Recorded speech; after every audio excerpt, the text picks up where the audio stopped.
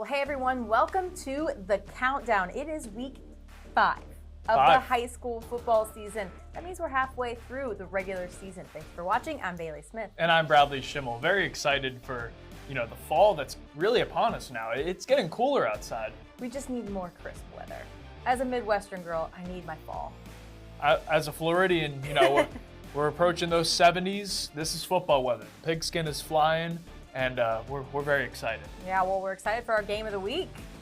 Two of the hottest teams right now going head-to-head. Cape Coral going down to face Estero. The Wildcats have been on fire ever since they dropped the season opener to Riverdale. Estero has then flipped the script and won 3 straight. QB1 Maddox Stewart continues to amaze me. He's thrown 12 touchdown passes and, get this, has already thrown more than 1,000 yards in the air. This electric Wildcat offense is going to have to stay focused, though, with a stout Seahawks defense coming to town. Now, on the other side of things, Cape Coral, there's a saying that the cream always rises to the top. In spite of everything thrown their way, obviously the storylines with their head coach, Cape Coral, though, they've still played the part. Undefeated, an offense that is humming, hungry kids that want to win as well. I mean, the schedule is about to ramp up for them as well. It starts today. The offense, they're going to have to keep pace, and the defense is going to have to keep Stewart and company in check. I mean, Stewart throws for 4 touchdowns every week. Yes, cannot wait for that one already, but get us going on another preview. Yes, another game going on. We have Port Charlotte hosting Sebring. I mean, the Port Charlotte Pirates, they had their first real hiccup of the season last week, their first loss. They finally looked mortal, but let's not forget what this team can do. Almost reminds you of the Detroit Lions from last year and even last week as well. A team that can put up 50-plus and dominate on both sides of the ball. I expect the Pirates to play with some purpose today against the Blue Streaks. Well, Sebring is looking to bounce off of back-to-back losses as they revisit the Pirates for the first time since 2021. These two have played each other just 4 times since 2007. Each time the Blue Streaks getting the win, but they've only put up 34 points this season combined compared to Port Charlotte's 149. So I expect to see the Pirates roll in this one. Should be a great game. I'm excited to make the long drive to Port Charlotte. I know it's far, but it's worth it. They're a great team. So. But your first game there this year, it is a great atmosphere. Yes, I'm looking forward to seeing those Pirates. And how about another game? Yes, so SFCA is looking to get out to a 4-0 start for the 2nd straight year. Last week, they shut out Babcock on the Trailblazers turf 49-zip. Craig Mitchell was nominated for our Gulf Coast Gridiron Player of the Week with his outstanding performance. 221 yards, 3 touchdowns plus a pick 6, showing his prowess on both sides of the ball. In the Kings' first 3 games, they put up 133 points while only allowing 34.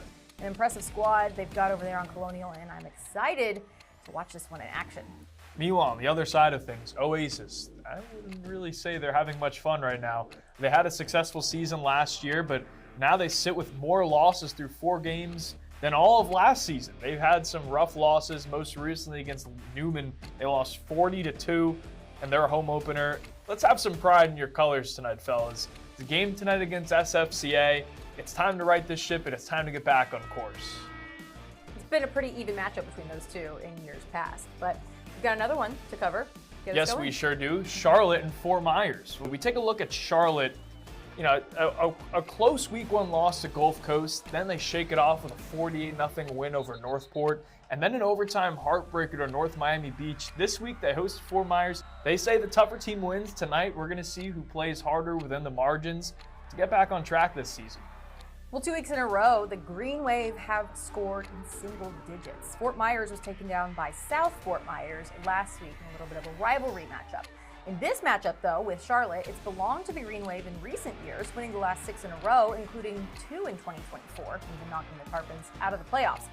But this Green Wave squad is going to have to tighten things up, especially on defense, to get back into postseason contention. Let's talk about one last game here, Bailey. Yeah, Immokalee heading to take on Gateway. Charlie Powell's squad is coming into this one 1-3. The last 2 games, not so pretty. 2 shutouts allowing more than 50 points in both of those. It's going to be a scary one, I'd say, going up against this Indians team.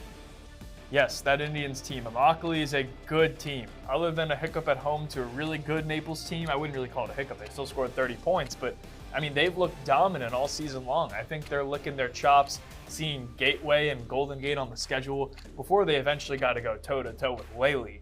Take the wins when you can get them. Indians by a million. All right, well, do you want to go through and say who we think is going to win each of these games? Yeah, sure, why not? All right. Let's make some picks. Game of the week. Cape Coral, Estero, who you got? Give me Estero. I just feel like Maddox Stewart has played out of his mind this year. I think he's just going to continue to throw the ball well. Love Cape Coral. I think they're a great team, but give me Estero. I think it's going to be a toss-up. Just because you said Estero, I'm going to go Cape Coral because I really think it could be either one. All right, next one, Immokalee Gateway. I think we already both kind of said Immokalee. Yes. Going Immokalee on that one as well. The last one in Lee County, Oasis taking on SFCA. I'll go first on this one. I'm taking the Kings. I'm also taking the Kings. All right, so we agree on 2 of the 3 so far. Going up to Charlotte County. Get us started with one of them. I'll take Port Charlotte. Okay. In that first game.